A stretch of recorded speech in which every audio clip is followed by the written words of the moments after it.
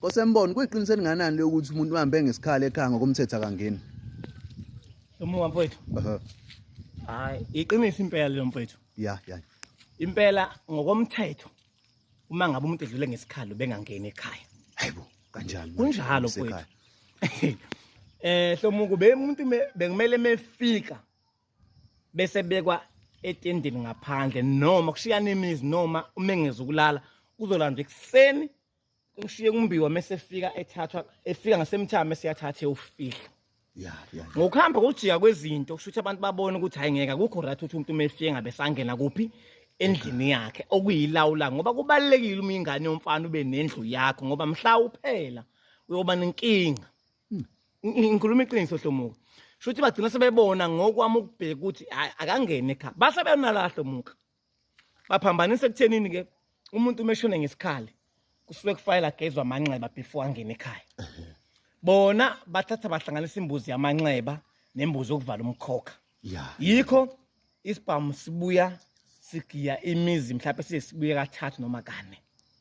Ubezwe besho abakhona bethi akusaqali nobhuti wakhona omdala noma ubaba wakhona naye wahamba ngani ngesikhali. Ngifuna abantu beyibambe kahle le video. Kuyingoba ngalenkathi umzimba womuntu umufika futhi ayikho into ehlonishwa njengomuntu Hlomuka mangabe selele phansi. Uyabona ubona singalingani nje kwamanje ukhona abagadwa ukhona abahlonishwa ukhona abapraiswayo mhla sebelele phansi siyofana sonke. Hlonishwa ngendlela Ngendlela eyi-one ngoba uma ngabe kumiwe kusho kuthiwa sisenjani sisaphumula.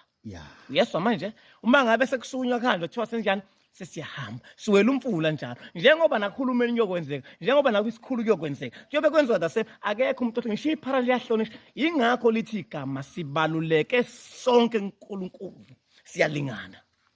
Ngilahlo muka uma ngabe kuukuthi umuntu into ephamba eshaya abantu abaningi futhi sazobashama makufika umzimba wakhe uthi uma ufika ekhaya lapho esebekwe ngaphandle bese kubulawa imbuzi kuthiwa eyokugeza amanxeba bese ke eyangeniswa ekhaya bese leyo mbuzi yokugeza amanxeba beyikhawunta nembuzi yokuthi bivala umkhokha ayikwazi imbuzi eyodwa kwenza izinto ezingaki ezu2. Kusuke kufanele ukuthi umuntu mangade gezwe amanxeba mase yafika futhi ngokomthetho akazilelwa Hlomuka.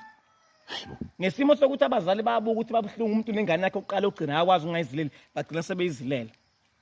Ngokomthetho akazilelwa futhi okwesibili Hlomuka imbuzi yokuvala umkhokha ibulawa emva kwa 3 days esencwatshiwe efihliwe yena mase kuyima kubulawa imbuzi yokuthi sivala umkhokha la ekhaya ukuthi akungabe saphinde lento yenzeke enzakele kulomntwana.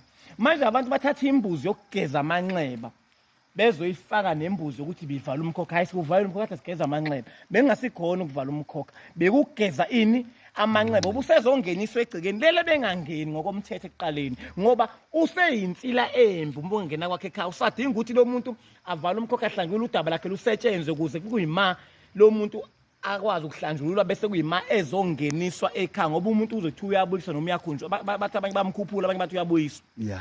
Kwezinye indawo kubuyiswa umama nobaba isikakhulukazi ingane nje yenzela umcimbi ihlangu umuntu wesilisa wenzela ihlangu. Ngisho uthi ubaba noma uthi insizwa yenzela ihlangu owesifazane wenzela isidwaba uma eganile. Isidwaba esingangikhuluma ngaso uma eganile owesilisa wenzela ihlangu uma engangame eshonile kodwa akenzelwa umsebenzi ukuthi uyabuyiswa ngoba akasona isakhamuzi. Isakhamuzi senzela ihlangu saso okuzinduku eziphathwa ziyinsizwa uthi nasi ihlangu sakhe ngoba uma ngabe umuntu edlula usuke sawophila impilo yesithathu yomhlaba wesithathu lapho mefika njengomfana akeze ufike egoqa izandla kumele kube ukuthi uma ngabe kuhanjwa namabutho aphathe sakhe ihlangu.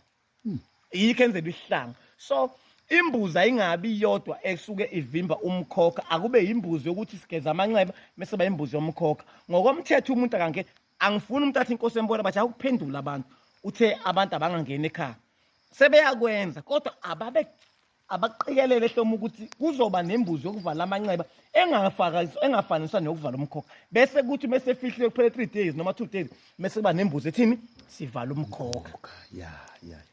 Injalo nje Hlomuka mfowethu ngane kababa ngiyabonga ngethuba.